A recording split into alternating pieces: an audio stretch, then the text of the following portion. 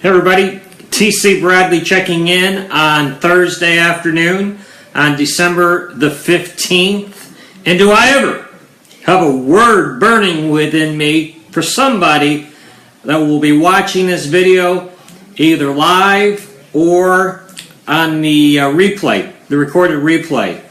I want you to realize and I want you to understand that I firmly believe that we are in the midst of the greatest transfer of wealth our generation has ever seen. We are in the midst of one of the greatest transfers of wealth our generation has ever seen for God's people. And I will tell you that, and I will say this to you unapologetically, that only applies to you if you're not dumb. If you're not dumb and you don't believe that. If you don't believe that. I want to share a story with you that illustrates that point. A few years ago, there were two brothers in Hungary, in the country of Hungary, and they lived in a cave. They were destitute brothers. They sold candy, they salvaged goods to survive, and they lived in a cave. Now, in that region of the world, in that country, they have caves with impressive lighting. So they have, I believe it's over 200 caves in that area. And they found themselves broke, busted, disgusted, can't be trusted, and living in a cave, selling candy and salvaging junk to survive on a daily basis. And these two brothers, unbeknownst to them, had a grandmother that was incredibly wealthy. So wealthy, she was worth over $6.2 billion. $6.2 billion. Now, they were estranged from their mother. They had issues with their mom, and they were estranged from their mother. And her mother passed away. They never were in contact, and the same thing happened with the father. And here they are, living in a cave, and their maternal grandmother passes away and leaves a fortune. A fortune. $6.2 billion that they were the rightful heir to. They were the rightful heir. The two brothers, and they had a sister here in the States as well that would lay claim, or had claim to that fortune. Had claim to that fortune. Overnight, they were living from a cave mentality, and overnight they had no idea that their fortunes had changed living in that cave, that they were now rightful heirs to over $6.2 billion. Now this is a true story, I would tell you, and I'm going to lay some groundwork. This is a true story. You can Google Caveman Billionaires and you can research it for yourself. It's been covered all over the press, the international press. Now this was a few years ago. But I want to ask you a question. At what point in time did they become billionaires? At what moment in time did they become a billionaire? And I will present to you that is my opinion that they became a billionaire. Their each portion would be over $2 billion each, right? If you count in the sister. The reason that they became a billionaire is when the litigator, the attorney, located them, they believed them. They believed them. That's the first thing. So they didn't discount when the litigator found them, when the attorney found these two brothers living in the cave. They didn't doubt his word. The second way, or the second reason they became a billionaire, I believe, is when they came out of the cave. They came out of their cave to claim what was rightfully theirs.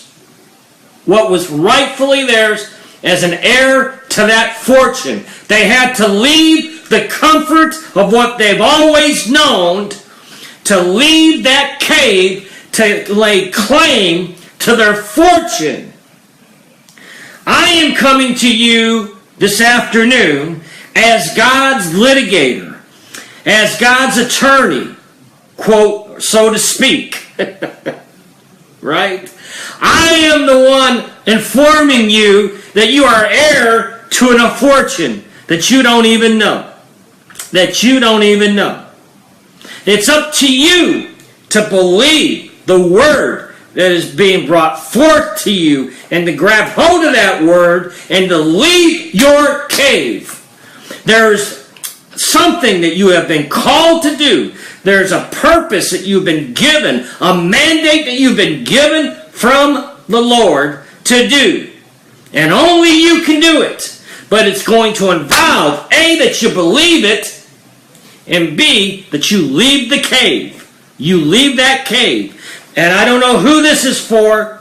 In 2016, you've been in a cave, and some of you have been in a cave for years, and you're used to living in that cave, and that cave is comfortable, and it's safe. But God is calling you to a higher level. He's calling you to a level of success and prosperity that you don't even realize, that you can't even fathom, that you are not even dreaming big enough of what the Lord has in store for you. Make no mistake about it. When you honor the Lord in your life and in your business, it's one of the best marketing strategies you could ever have. One of the best success principles you will ever have is by honoring the Lord in your life and in your business. Oh, TC, you're just saying that. Oh, really, Sweet Pea?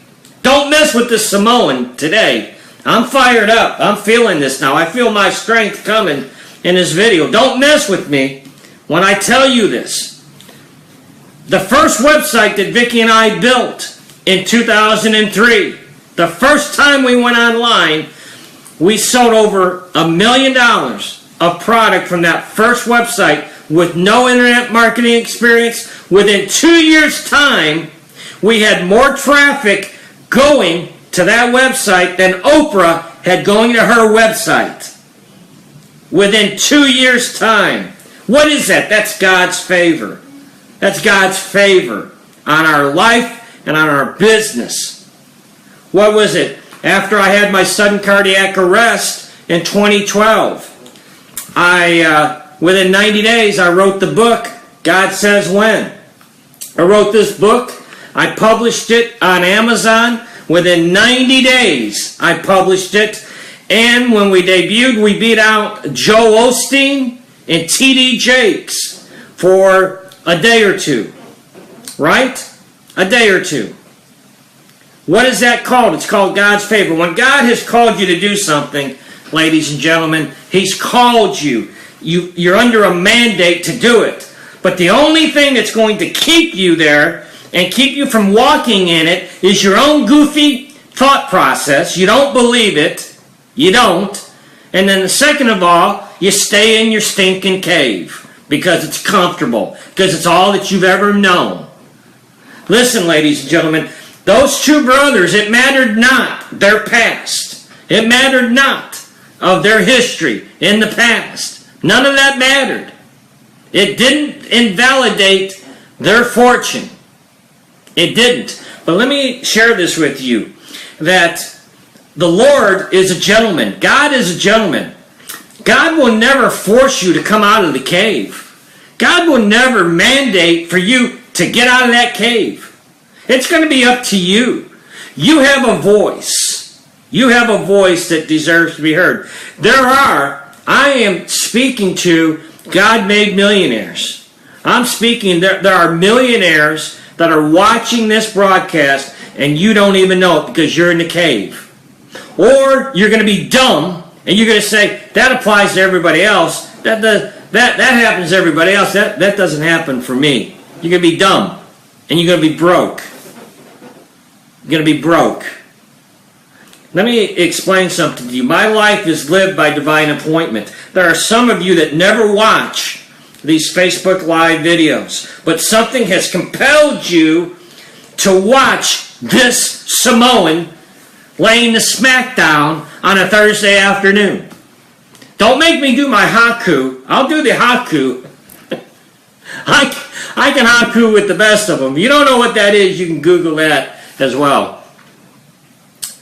But some of you are watching this for the first time, and you never watch these things. I will tell you, it is not by accident. You are here by divine appointment, and you are being called to a level of wealth and prosperity and success that you can't even imagine.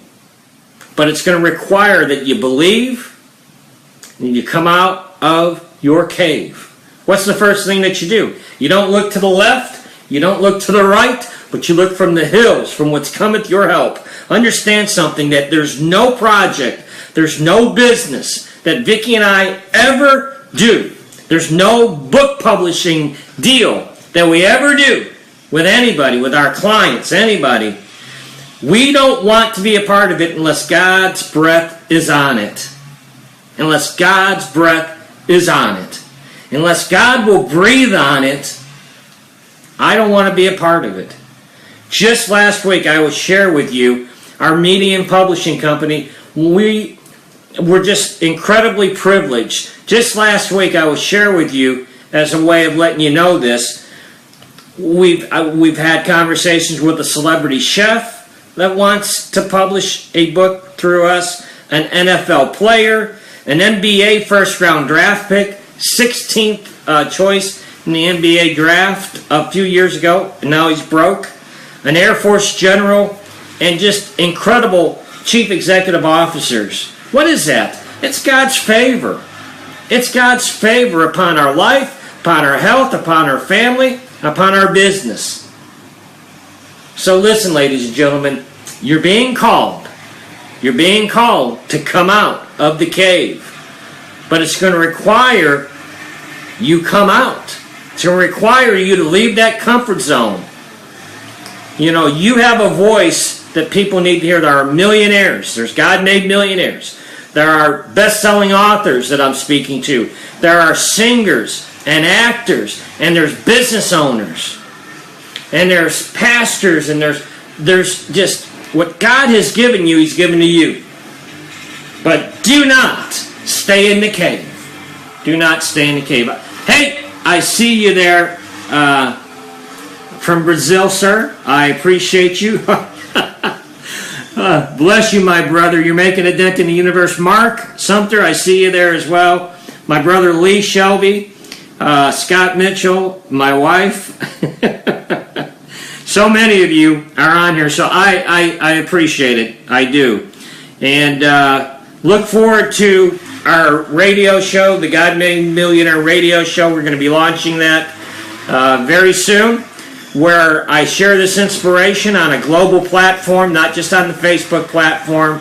And we're going to bring in God-Made Millionaires to interview people of faith that are out here making a difference in the world and in their communities and in their business. So thank you so much. If you like the video, please like it, comment, and share the video for somebody that needs this word today. So thank you for participating, and bless you. I decree wealth and prosperity into your life. I decree it right now. That dream, that God-given dream that you've been given, come out of the cave in Jesus' name. Come out. The world is waiting to hear your voice. All right, everybody. Make it a great day, and we'll see you next time.